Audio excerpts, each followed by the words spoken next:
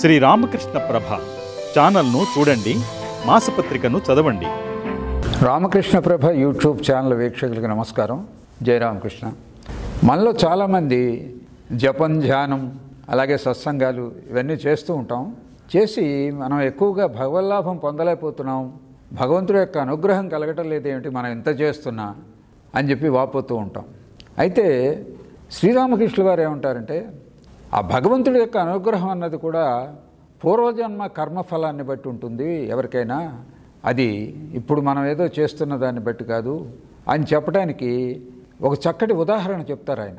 ఒకడు అరణ్య మార్గం గుండా వెళ్తూ ఉంటే ఒక గాండ్రమని పులి అరుపు వినిపించింది. వెంటనే అతను భయపడిపోయి ఓ చెట్టు ఎక్కి కూర్చున్నాడు. సరే, ఇంతలో మరొకడు ఈ అమ్మవారి యొక్క పూజా సాధనలు ఏవో చేద్దామని, ఆధ్యాత్మిక సాధనలు చేద్దామని వచ్చి అదే చెట్టు కింద కావలసినటువంటి పూజా సామాగ్రి అంతా అమర్చాడు. ఆ ముగ్గులు అవి వేశాడు, ఆ పసుపు కుంకుమ కావాల్సిన సంబారాలన్నీ రెడీ చేసుకుని కూర్చుని ఇక ఆసనం మీద కూర్చుని పూజ చేద్దాం అనుకునేటటువంటి సమయంలో మళ్ళీ పెద్ద పులి, అక్కడెక్కడో తిరుగుతున్న పెద్ద పులి సరాసరి ఇక్కడికే వచ్చి గబక్కని వీళ్ళని చూసి ఈ ఆసనం మీద కూర్చున్నటువంటి భక్తుడిని ఈడ్చి వెళ్ళిపోయింది. ఇదంతా పైన చెట్టు మీద ఉన్నవాడు చూస్తున్నాడు, భయపడుతున్నాడు, ఆశ్చర్యపోతున్నాడు. సరే, ఆ పులి వాడిని లాక్కుపోయిన తర్వాత ఇతను మెల్లిగా చెట్టు దిగాడు. చెట్టు దిగి అంతా సిద్ధం చేసే ఉంది కదా, మనం దీని మీద కూర్చుని మనకు వచ్చినటువంటి భక్తితో ఏదో స్తోత్రాలు చేద్దామని చెప్పి ఆ ఆసనం మీద కూర్చుని వాడి సంకల్పం చేయంగానే అమ్మవారి ప్రత్యక్షమైంది. అమ్మవారి ప్రత్యక్షమై వాడికి భగవత్ సాక్షాత్కారం అయిందనమాట. ఇది ఏమిటి ఇక్కడ, వాడేమో అంత కష్టపడి ఎంతో భక్తుడు, వాడు కావలసినటువంటి సామాగ్రి అంతా తీసుకొచ్చాడు, అంత అరేంజ్మెంట్ అంతా చేశాడు, కానీ వాడికి ఆ యోగం కలగలేదు. మరి చెట్టు మీద కూర్చున్నటువంటి వీడికి భగవల్లాభం కలిగింది. నిజంగా పూజ చేద్దాం అనుకున్నవాడు ఎంతకాలం నుంచో భగవత్ దీనిలో ఆధ్యాత్మిక మార్గంలో ఉన్నటువంటి వ్యక్తి అన్నమాట.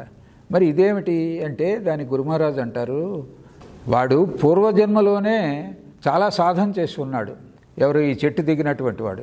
అంచేత ఇప్పుడు దాని యొక్క ఫలితం ఇప్పుడు క్షణమాత్రంలోనే వాడికి కలిసి వచ్చింది.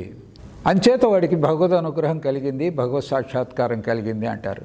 అంటే పూర్వజన్మ కర్మఫలం అనేది గట్టిగా పనిచేస్తుంది అనే దానికి ఉదాహరణగా చెప్తారు. అలాగే దీనికి ఇంకొక హాస్యపూరితమైనటువంటి ఉదాహరణ కూడా ఆయన చెప్పారు. ఏమిటంటే, ఒక కళ్ళు అంగడి దగ్గర లేదా సారాయి అంగడి దగ్గర కొద్దిగా ఒక గ్లాస్ సారా తాగంగానే ఒకడు పడిపోయాట.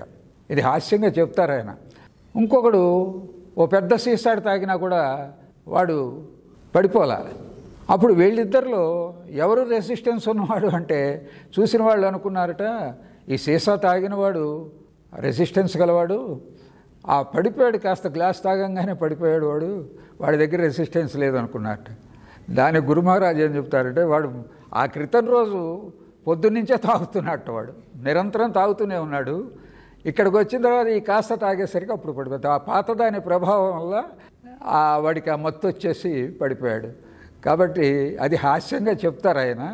పూర్వజన్మ కర్మఫలం అనేది ఎట్లా ఉంటుందనే దానికి ఈ రెండు ఉదాహరణలు మనం గురుమహారాజు నుంచి మనం తెలుసుకోవచ్చు. నమస్కారం.